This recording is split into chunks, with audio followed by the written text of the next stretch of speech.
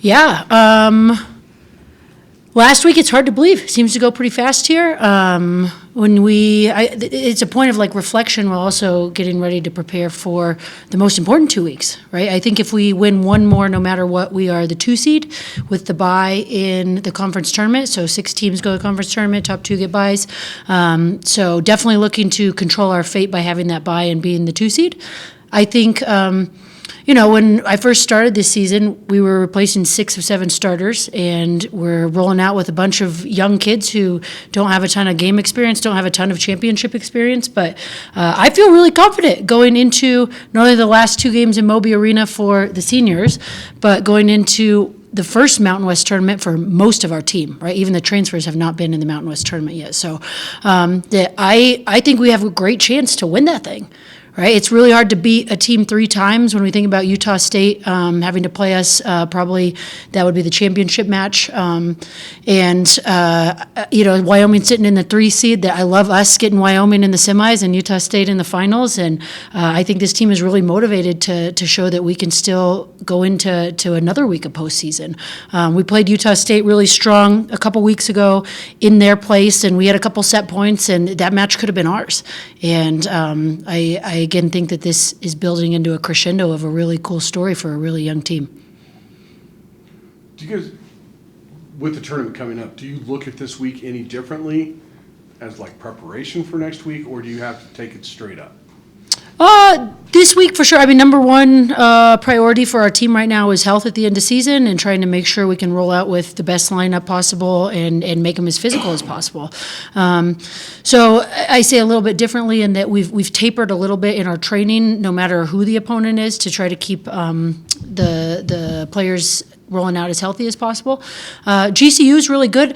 They are still playing for their life. There's a messy middle of 3 through 8-ish kind of right now. I think we executed UNLV with that win, that they don't have a postseason, but everybody else is still really motivated. And again, we have to win 1 more. We would love to win 2 more. We want to win both of them. We have some things against GCU that will help prepare us for whoever's in the semis and whoever's in the finals that our team can still get better at. And so a little lighter, but still prepping to win that particular match, which there's some similarities with GCU and New Mexico for who we would get in the semis too. Aaron, I think it was just really about 15 minutes ago. Congratulations, you're Mountain West Freshman of the Week again. You talked a little bit about what this season has meant for you, your journey as a freshman starting setter, and where you started and where you feel like you're at now. Yeah, this season has been really fun, and it's cool to experience a lot of new things that I wasn't able to before. And I think personally I've had a lot of progress in growing as a setter, and yeah, it's kind of exciting to see that along the way.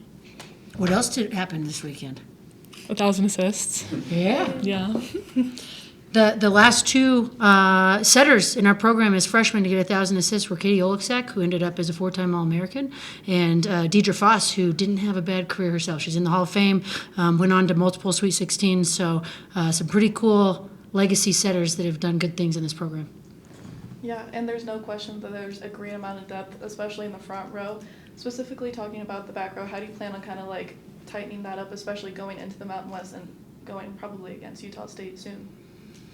Yeah, the aggregate stats that get sent out after each weekend, I was looking at those and trying to find some commonalities where our theme's going to be. We're the top-ranked defense in this conference right now. I think that's a strength of ours compared to Utah State. Utah State is the top offense. We're the top-ranked defense when you look at opponents' hitting efficiency. So let's lean into that, right? We saw Jason play against UNLV, and Jason's one of the best blockers on this team. So how do we lean into her blocking physicality, right? And we got some size and even Kekua going out there as middles. And so defense is kind of a 3-pronged to me. Can we be our best serving team, which knocks them out of system, right? Can we be our most physical blocking team, and then can the floor defense of those minis in the back row kind of play around that? And so far, this has been a pretty great defensive season, but we got to do it when it matters over the next 2 weeks here. So, Jason, obviously senior day is coming up, very emotional, but you also got to go home this last weekend. Can you kind of just tell me how much that meant to you to kind of be back in your hometown? Yeah, I actually just made a video about this. I think it was amazing. I had like 20 plus family members come, and a lot of these people haven't seen me play since high school, and so it was just amazing to be home, surrounded by so much love, and be blessed to be able to play in front of my family again. For either or both you players, where do you think the team has grown the most kind of through this Mountain West journey so far? I think we've grown just in the fact that we all came in as like new players here in this team or freshmen, and we've just learned how to connect with each other and grow in our individual positions, but as a team as well. So I think that part has like been very good for us. Yeah.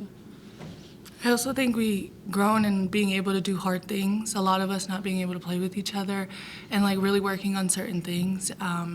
We learned how to do hard things through like 5-set matches, and like really end game is what we've been working on too. How different does the team feel to you from even that first Mountain West match at Wyoming to now? Yeah, I mean, think about that. Wyoming, 5-setters at Wyoming, even preseason, like all those 5-setters we went into with Washington and Oregon. And, I was thinking about kind of what the theme of our year would be even this morning, right? As we wind down into senior night and as we, hopefully we're not celebrating for a while, but at the end of the season. And man, we've persisted through a lot. Right? We've had a pretty banged up year, more banged up than last year with a young team. So a young team that's banged up to be second in the conference right now. And really, I sincerely mean this. I think we can win this thing in 2 weeks. And what a story it will be. And I even Googled this to make sure there's not too much political narrative around this saying of nevertheless, she persisted. Right? We've just kept getting these like crappy hands dealt to us a lot of the times each week, and nevertheless, here we are in second and going to win this thing. And so it did come from a political thing, but I was okay with saying that was something that I've kind of settled on today.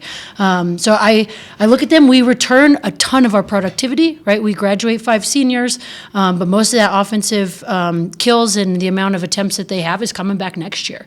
And I think next year could be a premier year. And the freshmen and Aaron as a freshman and some of those transfers don't know what that feeling's like until they're in it. And the only way for us to get better is to be in it. And so let's run it back again next year too. Coach, Jason kind of mentioned, end game really improving since the beginning of the season. And against UNLV, UNLV took the first set and then came back through and kind of just stayed strong the whole rest of the match. I mean, how much confidence does that give you, going into the final week? There was a tangible difference after the first set in the way we served. Right, we were a little tight. We were kind of playing like we didn't want to mess it up in that first set, and the servers kind of just went back and went into weaponized mode, which they can do. We can be a really great serving team, which again makes the whole chain of volleyball way easier if you can serve a wicked serve to start it. So I felt like that was one of the biggest differences, and you just felt the leaders on the court, and it's different people and different clicks of the rotations. I kind of got out of the way after the first couple sets, and they started leading themselves and putting their own energy out there. And you watched Riley go down with an ankle injury in set 3, and it didn't matter, right? They rallied around Jason, and they rallied around each other to figure out how to get it done. No matter what the different lineups are going to be.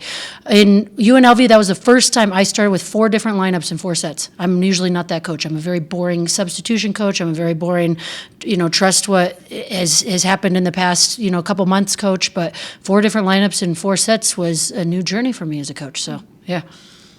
Jason, you've had an interesting career because obviously you're a very big part of the volleyball program and have been. You've also done a lot of work with the football team. Mm-hmm. What's that been like to see college athletics from so many different angles, and what have you liked most about it? Yeah, I think it's really interesting. I work in the recruiting department at football, and it's really interesting to see how different sports work, especially men's versus women's sports, and especially like the recruiting aspect of being so personal in volleyball and so wide known in football. I think it's really cool how many people I've gotten to know through here. I've known NFL scouts, I've known some of the older boosters and some of the upper people in the buildings and stuff. And I think that's really amazing to get to know so many people and how they all work together for the same goal. Because a plug for you upon graduation in a couple weeks. What do you want to do with your life when you're done? Yeah, when I'm done, I actually want to be Bria. She's my boss. I do want to be a director of recruiting in the future and work my way up there. I really love college football, and I love being a woman in a male-dominant area, and I want to stand for women in sports. What's it? Jason played football. Oh, yeah, I She did. played football while she was growing up. So what a cool story, huh? Yeah. What's it like just, I mean, obviously a volleyball roster is a pretty small group, pretty tight, and then obviously football is just a massive roster. Just what's it like kind of experiencing those two different sides of football's recruiting a bigger class than your guys' even team is? I think volleyball is really focused and we're super personal. We get to really know each other, like what you like and certain things that you dislike, and you really get to know everybody on a very personal level. But I think football is still there, but it's very kind of broad. You need to be able to talk to 10 different people in one sitting, but not be able to not have that connection, which is really hard, but it's interesting to watch. It's cool. Thank you, ladies. Yeah. Good. Okay, Thank you. thanks. Appreciate it.